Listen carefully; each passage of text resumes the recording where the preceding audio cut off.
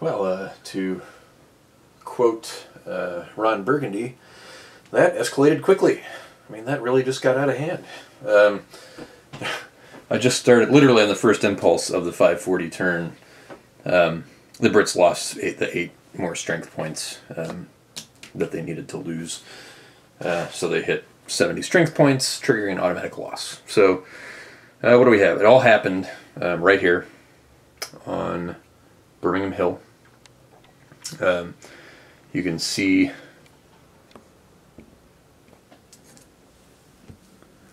this artillery here with Lafayette. He was actually stacked on top of it. Not that that mattered for artillery fire, but opportunity fire was actually back in the 3 hexes away from the cannon. Did 2 points of damage on this unit in 1 hit, because you know you're at that 8 times 4 to a strength of 10. You're at a 3 to 1, just massive odds. Got a 2, and you don't even have to roll that high to get a 2-point hit at a 3 to 1 odds for opportunity fire. At 3 to 1, you just need to roll higher than 30, and that's 1 hit. A 60 is 2 hits. So I rolled like a 60 or a 70 something. So that took 2 points off of these guys. These guys here also took opportunity fire in that same hex. Everybody had to come through this empty hex.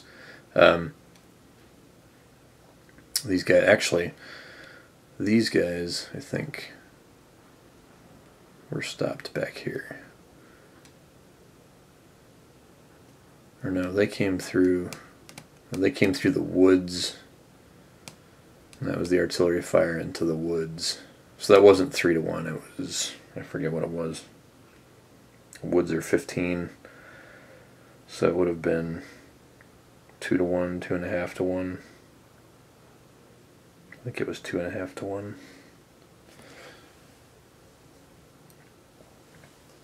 Well, I might have been off by a strength point, but I was up a strength point. So these guys were there. They stopped their movement because they failed their disorder check. These guys then took... They also failed. They failed their morale check and their disorder check. And that was the 44th. I think they just took 1 hit. Yeah. But then these guys, this was the 17th foot. So this was all intended to... And part of the problem was... I moved these guys up first, which I shouldn't have done. But once I got them up there, I thought, well, I'm going to close combat because I'm so much better than most of these units, except that I forgot I had to fight both in... I had to engage both units that were in my EZOC, and these guys were in woods, which gives them a defensive bonus. Also up a gentle slope, which gives me a negative. So it ended up, these guys were like a +4, and I was only a +2. Well, first of all, defensive fire took 2 hits off of these guys. I rolled like a 90-something on defensive fire. So these guys got just annihilated in defensive fire, but they made their morale check. And they didn't require a morale check on the defensive fire. So I ended up having to fight at like a 1 to 2 odds disadvantage, and then a +2 to +4. I ended up with a -8 differential on the close combat at 1 to 2. Yeah, so that's a 3 route, nothing. So there you go, 3 points. I was at 5 points total lost, added 3 more, that was 8. So I guess I did end up with 8 points. So I might have been off by 1 point or so, because I think these guys, I may have miscalculated their fire damage, because it was what do we have? A 32 to 15. So that would have been a 2 to 1, not a 3 to 1. And I think I rolled like a 79. So on the 2 to 1, a 79 would have only done a point. So I would have been off by a point there, I guess. So I would have been 1 point shy, but as it turns out, I mean, 1 point, that was just going to happen in fire combat somewhere else in here. So regardless, the scenario was going to be over on the 540 turn. So we end up, I think this kind of all happened here, and this just ended up badly. I mean, these guys, oh, you know what? These guys were all on attack column, so they all should have taken twice as many casualties. Yeah, so this was way over. Yeah, so this guy still would have taken 2. This guy would have taken 2, and this guy all the same. Fire combat, close combat, all would have ended up eliminating him anyway. So yeah, it all would have ended right here, because I almost forgot. And this was something I think I forgot in a couple of other instances where I think I was doing some artillery fire on column, British troops that were in march column, and forgot to apply that 1.5 times casualty modifier for troops that are in column. So yeah, these guys would have just been annihilated, so game over. But you know, once I get them up there, like the Brits in close combat are really, really good. Like what happened over here at the meeting house. You know, these guys just pushed right in with not too much trouble, just because they're a lot better at combat. They're going to more likely pass the morale check on the way in, and more likely pass it once the close combat resolution has happened. Poured myself a cocktail for the next turn and didn't even get to finish it before the game was over. So if you want to get the Brits into close combat, that's where they excel. They're, especially in Cornwallis's wing, their units are a lot bigger. Their morale is a lot better. You know, they've got some 10 and 11 and 12 point units, strength point units, with the Grenadiers and the Guards. The Guards never even got engaged. The Guards were all still down here. Didn't even get them up to the hill. And as you can see, I did, actually it was on the second impulse, because I did move Alexander in, who's that, Conway's brigade? I think that was the 3rd Pennsylvania Brigade. They counterattacked, and you can see over here, they routed away one of the British units, so one of the British Guards units. And I think those guys actually lost 2 strength points too, so yeah, I was way over on what the losses were, because he was here, and these guys, what I did was I moved some guys off the line here up into this hex, pushed into the Guards there with this unit here and those guys there. They all attacked in the line. The Americans are not good at attack column. They're just not experienced enough to manage to do attack columns. They have all kinds of special game-related penalties for doing attack column. But they were able to rout this Grenadiers unit, and they ran away. So, and this is one of the big 11 point units. So that is what happened. It all ended up there on Birmingham Hill. Brits never even, I guess you could say they were beginning to crack that line. You know, what we ended up with down here was just kind of a big mess. Again, this was what I think I did. Made poor decisions here with Kniphausen's column. Indeed, this is where most of the points were lost for the British in the game. And I should have, once I took all the casualties there, I should have just left these guys out of action and put my hopes to Cornwallis being able to break the line up here and then come down and rejoin with Kniphausen before running out of time. Again, I don't think that was possible in terms of with how the game actually works.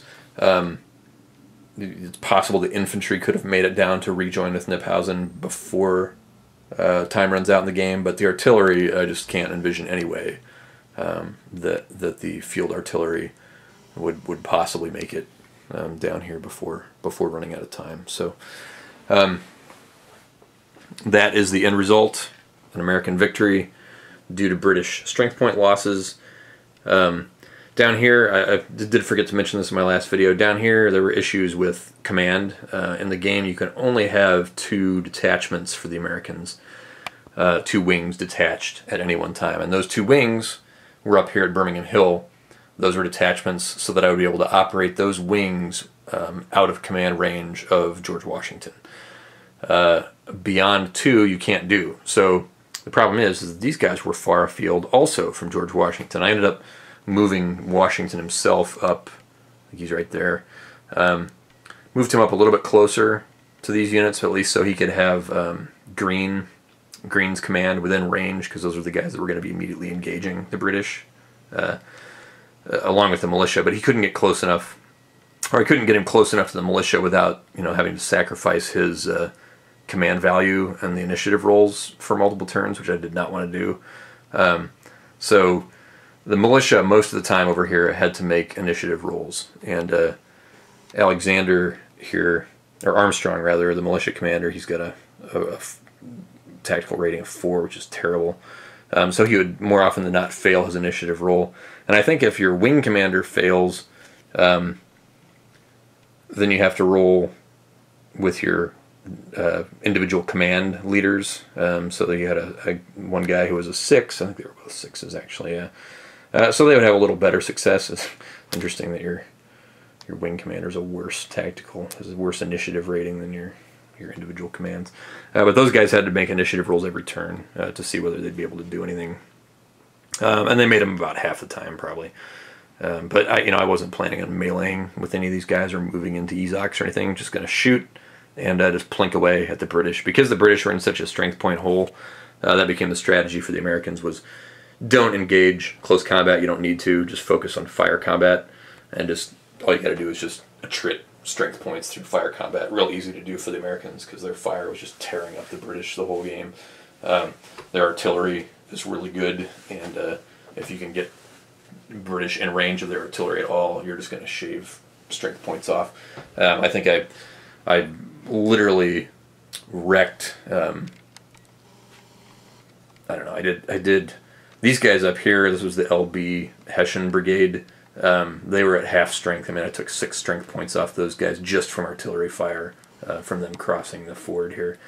These other guys, I had a couple of strength points off each, but just a harvest of strength points for the American artillery on the other side of the Brandywine. So I'll come back with some thoughts.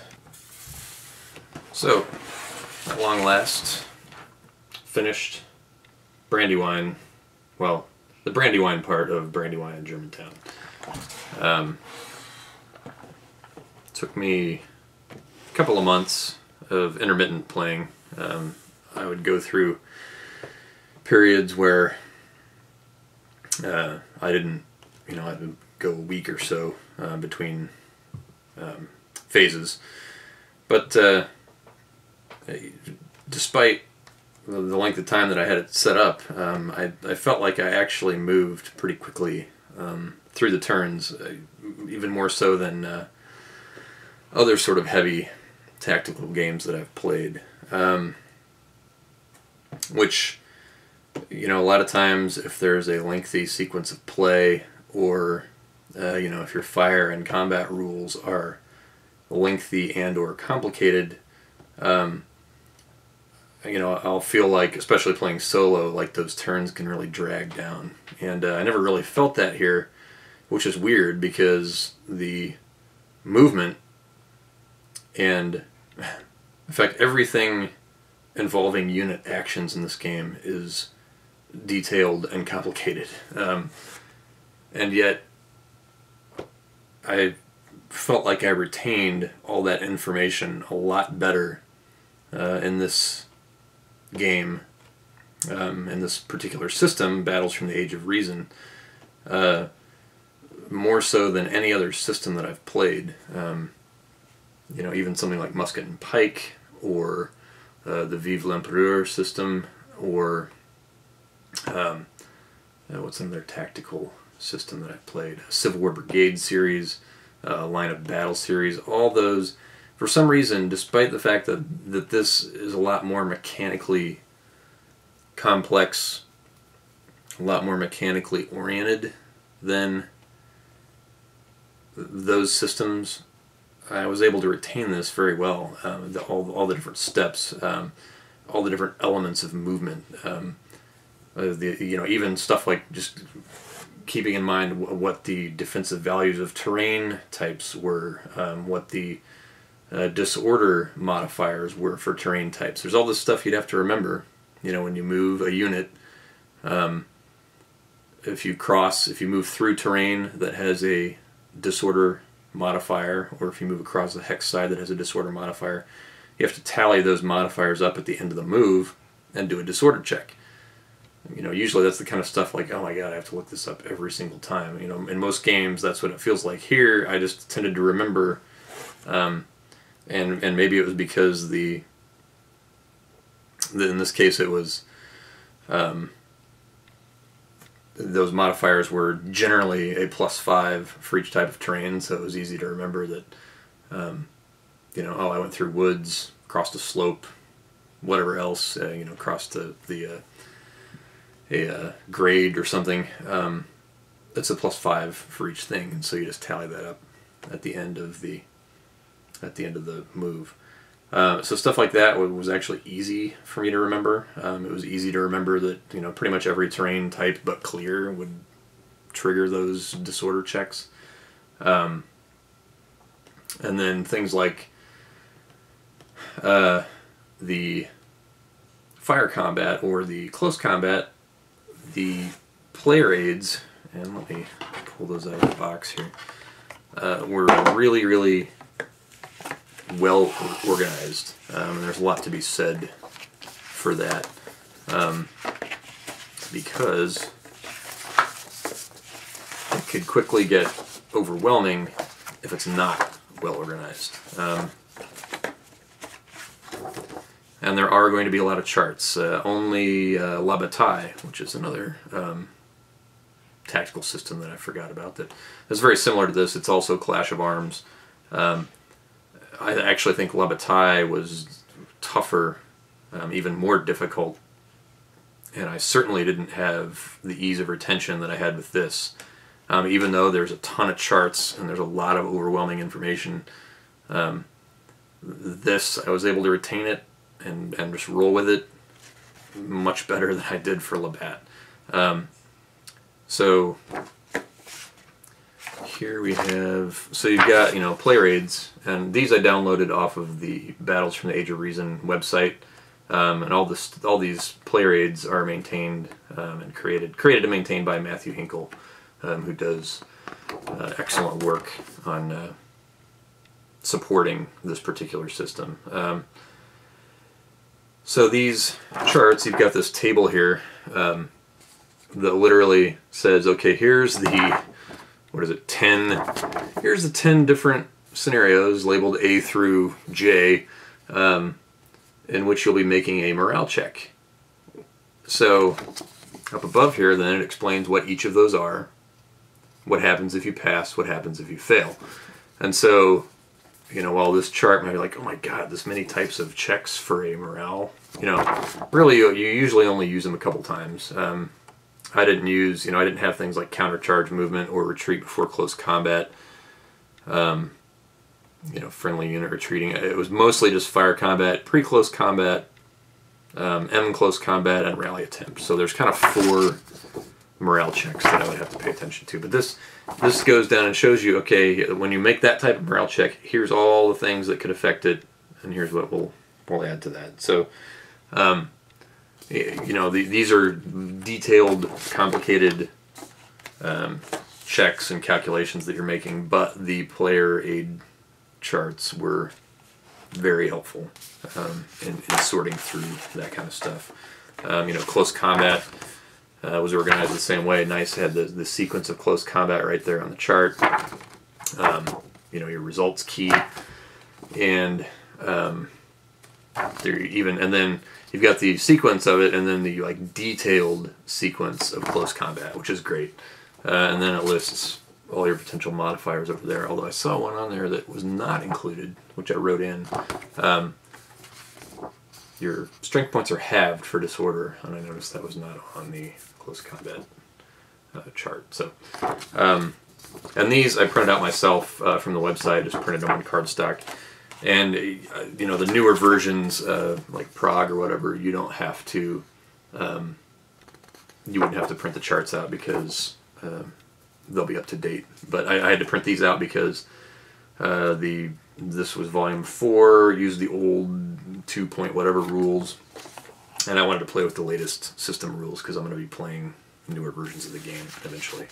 So the charts and everything made those technical things, fire combat, close combat, much easier to handle. Also had these handy formation change diagrams. This is another complaint, like, oh my god, how am I going to remember, what is turning different directions or just switching from a line to a march column.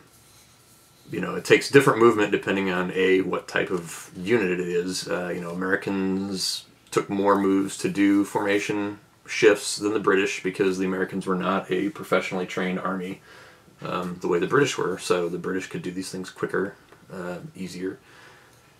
But the direction even matters. In this era, these units were drilled to make shifts into formation to the right much easier than they were shifting to the left. So it costs less to shift from a line to a column facing right than it does facing left, which, stuff like that is just kind of one of the little gems of this system. Some people would say it's nuts, like you don't need that level of detail.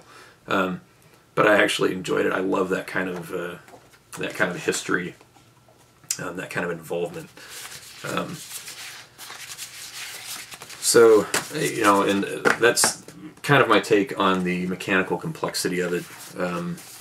I know I sort of got interested in this when I watched Callendale's video. He did Lobositz,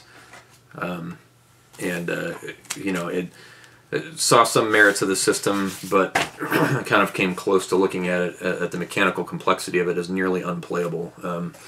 That you have to make so many calculations and considerations and read so many charts and things just every time you even touch a unit to do anything. But for me, like I said, I was able to move units pretty quickly and just know that, okay, well, I'm remembering what formation I'm in, what the movement rates were for that formation. I spent a lot of time in march column. In march column, clear terrain is a half a movement point. Something like woods is a full movement point.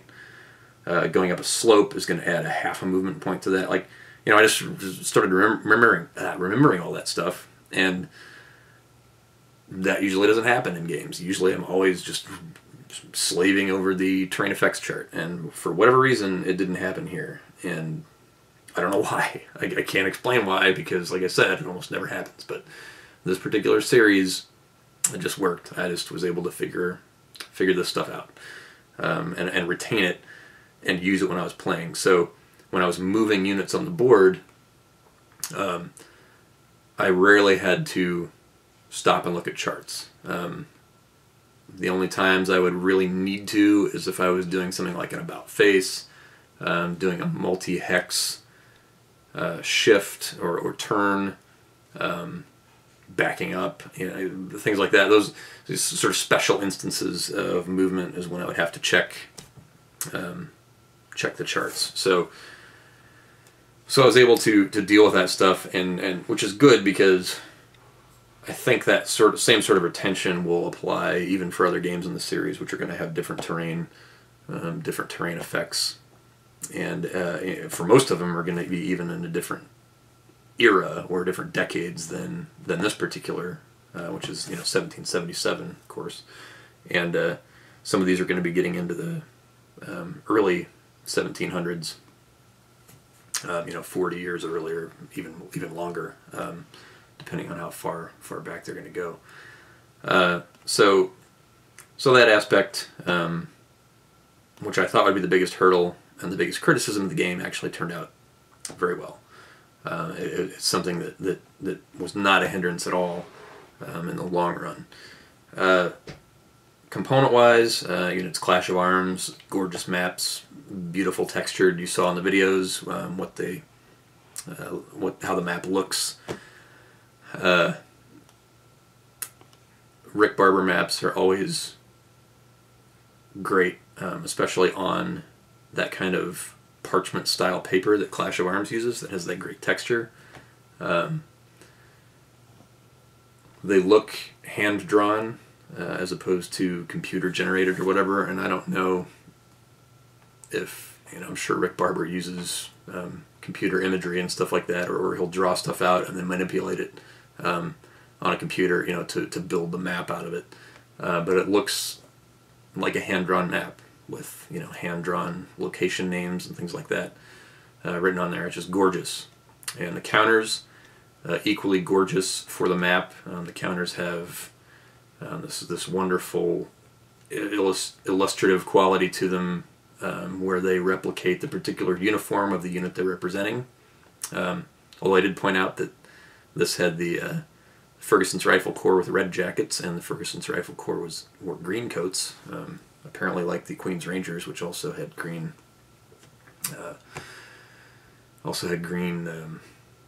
coats on their counters. The big complaint people have about the Clash of Arms counters for this system and for La Bataille is that they only have, on the front of the counters, usually you only have strength points and movement allowance. You have to flip it over to find their combat value, their effectiveness rating or morale, or for leaders to find their tactical or find their initiative rating or their combat bonus and things like that. So there's information on the backs of the counters that you're going to need when you're doing close combat or whatever. I used the army charts, so I didn't have to. It wasn't an issue for me to flip counters over when I was doing fire combat or close combat, because I didn't have a lot of markers on them. Something else you can download off of the Battles from the Age of Reason site are the army charts. So you can just use these to record losses, which I did instead of using counters. The number counters on the map. The game comes with number counters, but I don't want to use them. I wanted to keep track on the army charts. So those are nice. And when you're dealing with those counters that had important information that you need on the back. So that's component-wise. The interesting thing is that since this was updated on the bar website, it had, literally all I used was the counters and the maps. Every single other chart in the game is replaced to update it to the 3.0 rules. So, I did make use of the playbook, extensive use, because there's a ton of special rules in here for both Brandywine, the Brandywine scenario, and the Germantown scenario. Tons of terrain rules. I think I already went into a rant about that in one of the earlier videos of just trying to keep straight all the special rules. And so if there is a complaint about the rules as I went through them, that would be the biggest one, is just simply that a lot of the special rules for units, for reinforcements, for terrain felt very split up between multiple areas in the playbook. The playbook didn't feel the greatest in terms of organization, because there were so many different sub areas that you had to go to find extra information. I ended up finding all or most of it, so it didn't really detract from the game. It was just another little layer that you had to put in there of study. So so that in terms of So if you're playing this game, if you're going to play it with the earlier rules, then you can use the earlier charts. But if you want to play with the newer rules, then you're basically printing a new game, except for the counters and the map. So some people have a problem with that. Callendale, I'm looking at you. But it's I don't know that there's a huge difference between the earlier system and the newer system. Or the earlier versions of the rules and the newer versions of the rules. I didn't actually compare them. Something like Vive l'Empereur, there's not a whole lot of difference between the earlier versions and the later versions. But here, like the fire combat charts and stuff were redone between the original version of the game and the newer version. So that tells me that there's probably some more detailed changes and some more mechanical changes, and not just, a sentence here or there of clarification added to a particular rule or something like that. So I opted to, and because I'm going to be playing the newer versions of the games, I went ahead and just printed everything out and did the upgraded, latest rules version for this particular battle. So some people may not want to commit that level of printing. I mean, I printed all the charts on cardstock, and there was probably 7 or 8 sheets of cardstock, some of it two-sided. So, to each his own. Your mileage may vary. Component-wise, mechanics-wise, the battle itself, I did my complaining already about my issues with the artillery feeling a little bit overpowered, and I think on the video right before this, my wrap video, I miscalculated at some point. I think I used the range 2 fire value for the artillery when I was doing a range 3 opportunity fire. So that would have actually would have been a 2-to-1 instead of a 3-to-1, I think, if it was, because I think the fire value at range 1 or 2 for artillery is 8 and is only 5, maybe 6. Might be 6 at range 3. I guess I can look it up. I got the chart right here. So that was something that I messed up on. Might have gone another impulse or two. It was times 5 at range 3, so it wouldn't have been on the 3-to-1 chart. So, but again, the units were in column, so if I hit it all, I would still be doing 2 points of damage to them. So I don't think it made a huge difference in the long run. But for me, that just felt, I don't know if overpowered is the right word, but too effective for the density and or scale of the battle. I just felt like,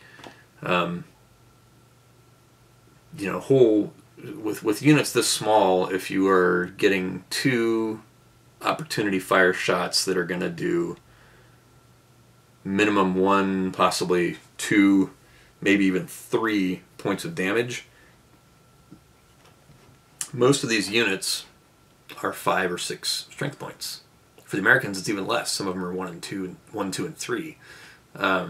So in this case, the Americans are not usually going to be advancing into British artillery in this particular battle, because the British are the ones doing the attacking. In fact, as I point out and complain a little bit about, I don't know how the British ever got or ever would have time to get their artillery into place in any sort of place where it could do some good. Kniphausen and his column surely would have, could have had the time to set up their artillery. I never deployed it very well or effectively at all, but it certainly could have been if I knew what the hell I was doing. But for Cornwallis's wing, I don't even know, by the time you took the artillery, by the time you get the artillery overland and set up on some hill where it could put fire down on Birmingham Hill, it's going to be 6:30. I mean, By that point, historically, I think the British were already pushing the Americans off the hill and starting to head south to meet up with Kniphausen. To me, it just felt like that opportunity never would have arisen. Like the British, I just went ahead and attacked at the infantry, left the artillery where they were, I didn't leave them where they were, but they were creeping slowly up behind.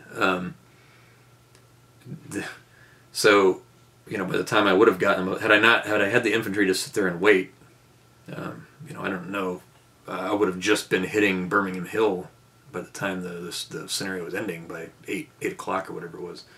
And the infantry, and the British infantry melees very well, but, and naturally you're going to expect to take serious casualties as the British if you're advancing on well-prepared, across clear terrain into well-prepared American positions that have artillery. You're just going to take a lot of losses. And because this is a game that focuses on destruction of strength points and not territory, you have to, as the British, take on those artillery positions across clear terrain. The Americans aren't just going to go hide in the woods and not use their artillery. They're going to set up positions with fields of fire, and the British are going to have to enter those positions and take those positions. So I just didn't feel like that whole regiments should be getting blown away by opportunity fire, which is what was happening. Now, granted, the British didn't lose because of the opportunity fire on Birmingham Hill at the end of the scenario. They lost because I took way too many casualties taking out the light infantry, the entrenched light infantry, at the start of the game. I should have just, I had all the time in the world with Kniphausen, should have just moved around those guys, isolated them, brought up some artillery and started shooting at them, and then they probably would have just withdrawn because, why sit there and take long-range damage? Instead I did a full-on melee engagement with them and, advanced on their position under fire and just took all kinds of casualties on the way in there. Unsustainable, irreplaceable casualties for the British. So that's why they lost, is just because I didn't know what I was doing. And just made stupid decisions at the start of the game. But that what happened there still feeds into that feeling that the opportunity fire felt overpowered for the scale that this game is at. And there is a modifier, a strength point modifier on the fire table. So if you're only shooting at 1 to 5 strength, or 1 to 8 strength points, I think it's a -5 modifier to your die roll. And it could probably be solved by making that bigger. I would say, make it at least 10. I think that would have eliminated or reduced a lot of those low odds scenarios where I would roll high. And it should be like you should be getting a 95 or higher at really low odds to do much at range with opportunity fire. And in some cases it's 90 or higher or whatever, and I would just roll crazy. So that was part of it. But the -5 I think might be one way of making that a little more satisfactory, where you don't feel like a whole regiment's getting blown away by opportunity fire. That it could at least get there. It's going to be damaged, and it should be, if not completely crippled by the time it gets there. But just totally destroyed feels wrong to me. So that was really my only complaint. But I thought the close combat actually worked very well. Certainly favored the British. They had higher combat values, as they should have. These were professional soldiers. Historically, the battle was not decided by lots of firing. It was decided by the British using the bayonet and forcing Americans out of their positions. And that's very much what it felt like here. The British were doing very well on Birmingham Hill, except for that kind of, I think it was Gray's brigade, charging up the hill in that last section where that essentially ended the battle. All those units got chewed up pretty badly. But over by the Birmingham Meeting House, the Brits took their positions and routed, and even Gray's the Grenadiers still routed to American regiments. One of them was Hazen's regiment, which was one of the better ones in the American Army.